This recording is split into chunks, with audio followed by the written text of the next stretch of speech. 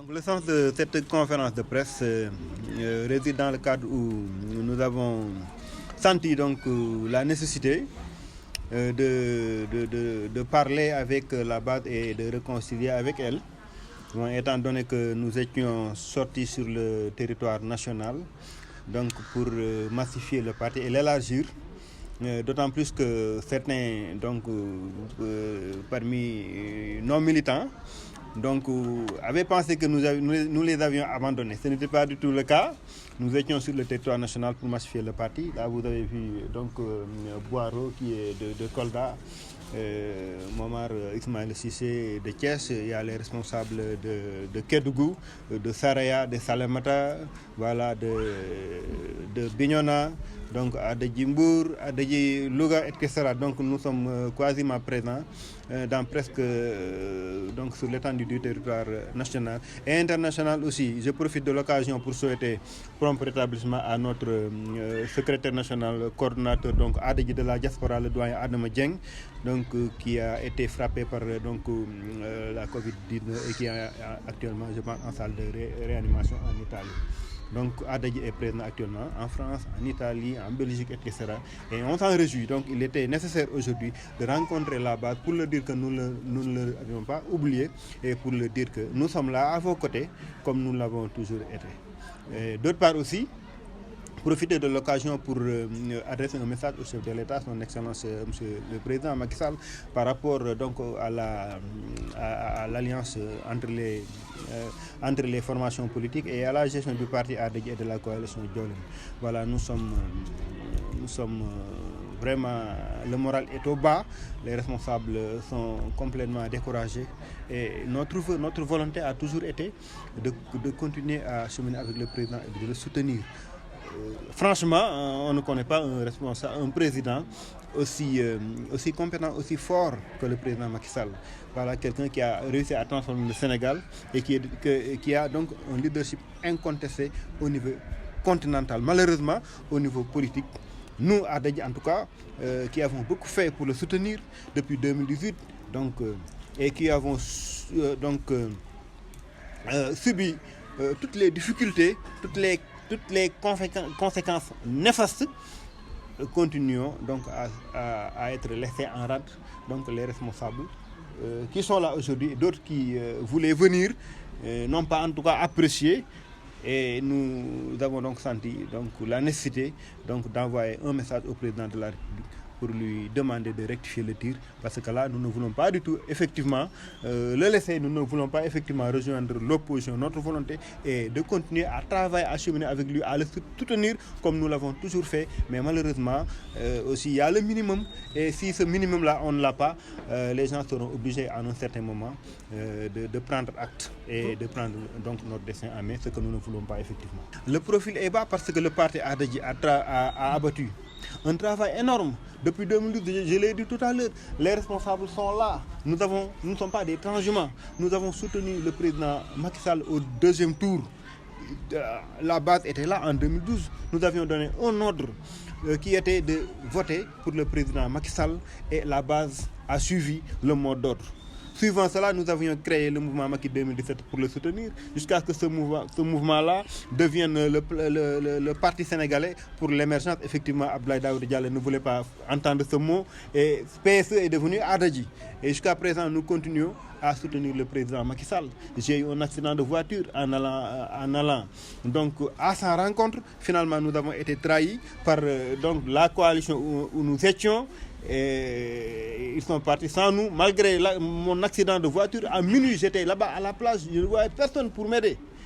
Et au-delà de ça, j'ai été marabouté.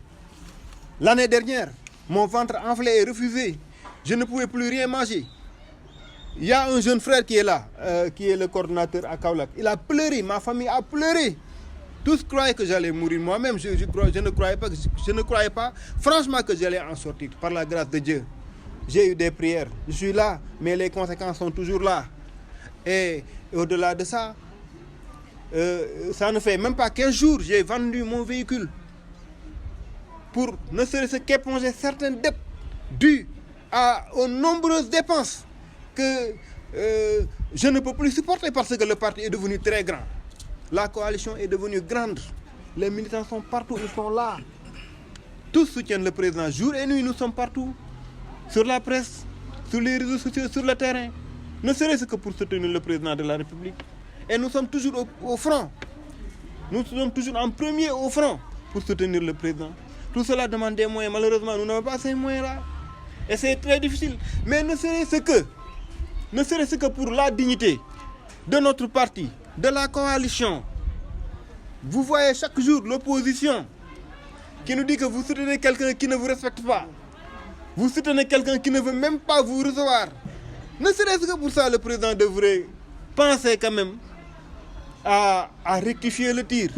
Et sur cela, nous disons au président de n'écouter personne. Parce que moi, en tout cas, je suis conscient que le président est au courant de tout. Mais je suis conscient peut-être que il y a des conseils qui bloquent quelque part. Et ces conseils-là ne sont pas de bons conseils.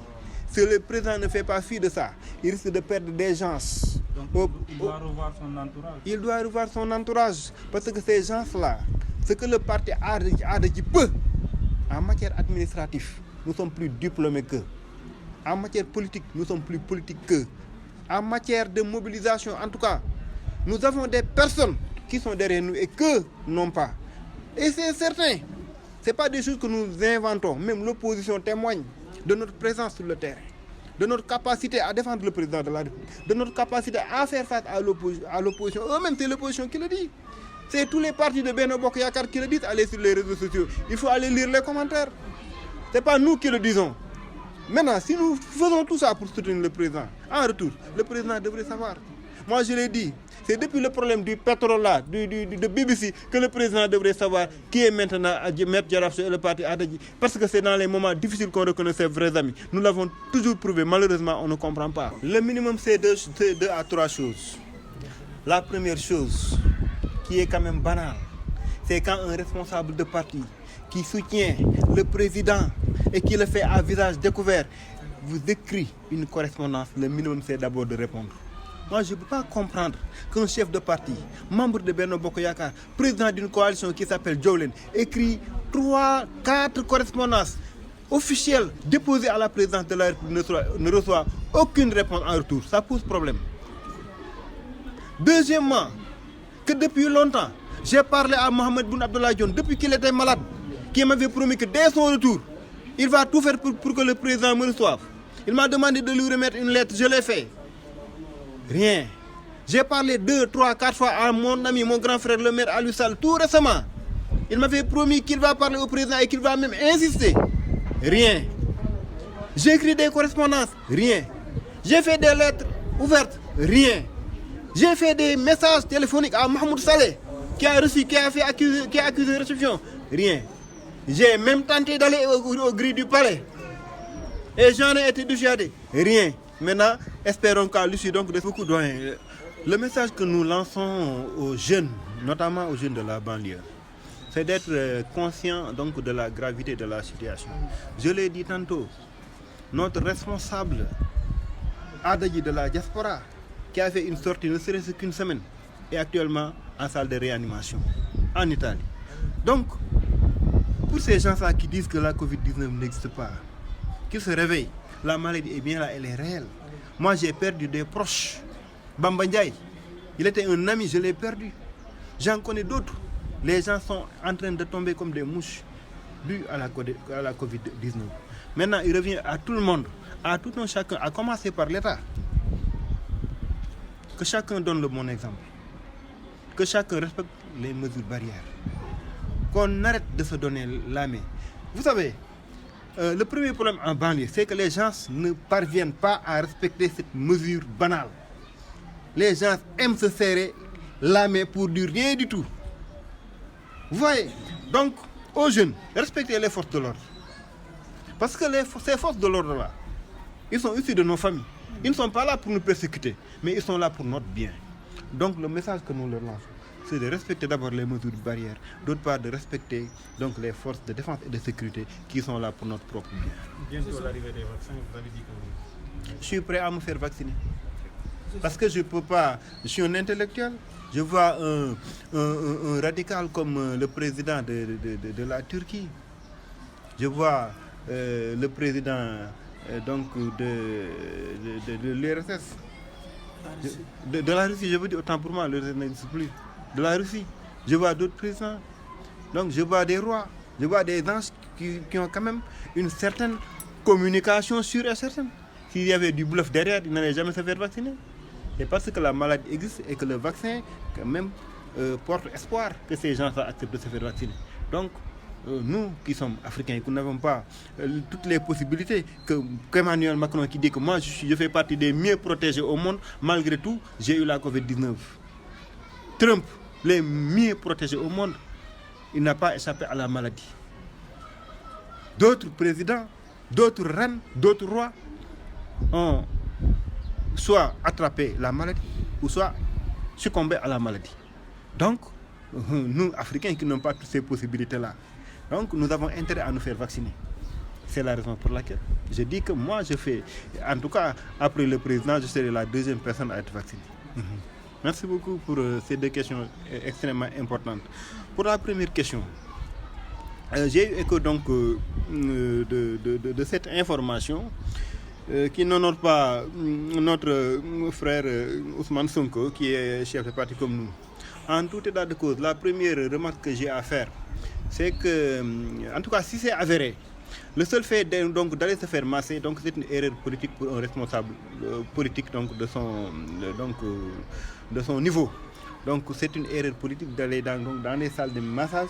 Donc s'il est accusé quelque part, donc c'est lui-même qui est donc responsable de son erreur. Il faut quand même. Maintenant, si les choses qui lui sont reprochées donc sont prouvées, là ça devient plus grave. En tout cas, tout reste à être vérifié et donc la sûreté urbaine est là-dessus. Nous attendons d'avoir des informations plus sûres pour pouvoir donc nous exprimer là-dessus. Mais pour le moment, on attend d'y voir plus clair.